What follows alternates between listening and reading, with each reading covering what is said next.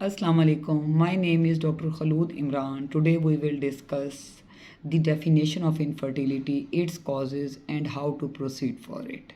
آج ہم یہاں پر بات کریں گے کہ بچے نہ ہونے کی کیا وجوہات ہیں، کتنی اقسام ہیں اور ہمیں اس میں کیا کرنا ہے۔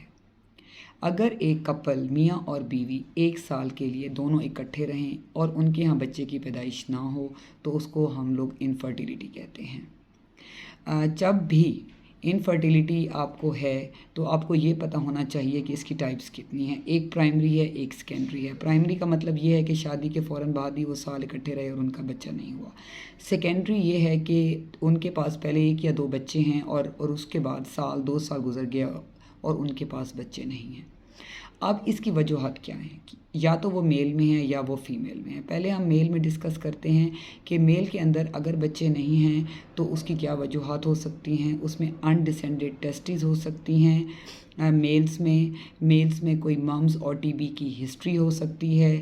میلز میں کوئی ٹیسٹیکولر ویریکوسیل ہو سکتی ہے، اور اس کے علاوہ جو ہے میلز کی کوئی میڈیکیشن الکوہول انٹیک کی ہسٹری ہو سکتی ہے۔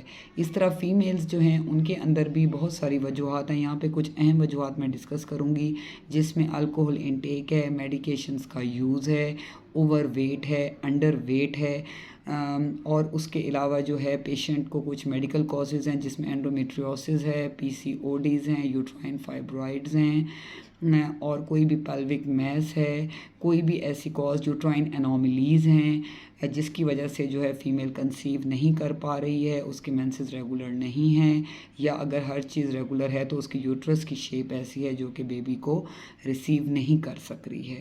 تو آپ نے ان دونوں صورتوں میں کیا کرنا ہے؟ سب سے پہلے ہم بات کریں گے میل کی۔ تو میل کا سب سے پہلے ہم سیمن انالیسس کرتے ہیں۔ اس میں ہم دیکھتے ہیں کہ آئدر ان کی جو ہے سپرم کی موٹیلیٹی اور اس کے سیمن کی اماؤنٹ نارمل ہے یا نہیں ہے۔ تو وہ آپ کی ڈاکٹر صاحبہ آپ کو بتائیں گی کہ آپ نے اس کے لیے کیا کرنا ہے۔ اس کے علاوہ میل کا سیکروٹل الٹرا ساؤنڈ ہوتا ہے جس میں ہم چیک کرتے ہیں، اور ساتھ C B C is very important, and سب سے اہم ہسٹری از ویری امپورٹنٹ۔ ہم نے پیشنٹ کی مکمل ہم اس کو تھورو ڈاکٹر ایگزامینیشن کریں گی اور وہ چیک کریں گی کہ آئدر اس میں کیا مسئلہ ہے۔ اگر تو میل کا ایشو ہے تو ہم میل کو ٹریٹ کریں گے۔ اسی طرح اگر فیمیل کا ایشو ہے تو فیمیل کا نارمل پیلوک الٹرا ساؤنڈ ہو سکتا ہے، پیشنٹ کی HSG ہسٹیروسیلپنجوگرافی ہو سکتی ہے، پیشنٹ کی لیپروسکوپی ہو سکتی ہے۔ اس میں ہم آئدر دیکھیں گے کہ کوئی پیشنٹ کو یوٹرائن انوملی ہے، یوٹرائن فائبرائڈز ہیں، پی سی او ڈیز ہیں، اور کوئی ایسا ایشو PIDs ہیں، کوئی ایسے ایشوز نارملی چل رہے ہوتے ہیں جس کی وجہ سے پیشنٹ کنسیو نہیں کر رہا ہوتا۔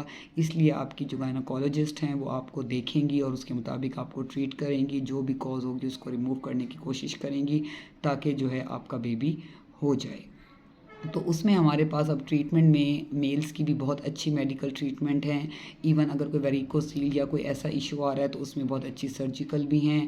فیمیل میں بھی اگر ہم ان کو میڈیکیشنز میں امپروو کر لیتے ہیں، ورنہ IUI ہے، ICSI ہے، اس کے بہت اچھے طریقے ہیں جس سے بچے ہو جاتے ہیں۔ اس لیے اگر آپ لوگوں کو سال گزر گیا ہے اور میاں بیوی کے پاس اولاد نہیں ہے تو never sit at home, never go to simple quacks, always go to proper gynaecologist, تاکہ وہ آپ دونوں میاں بیوی کو چیک کریں اور جو بھی بچہ نہ ہونے کی وجوہات ہیں وہ آپ کو ایکسپلین کریں، اس کے مطابق آپ کو ٹریٹ کریں تاکہ آپ کی فیملی کمپلیٹ ہو۔ Stay blessed, stay safe. اللہ حافظ، جزاک اللہ۔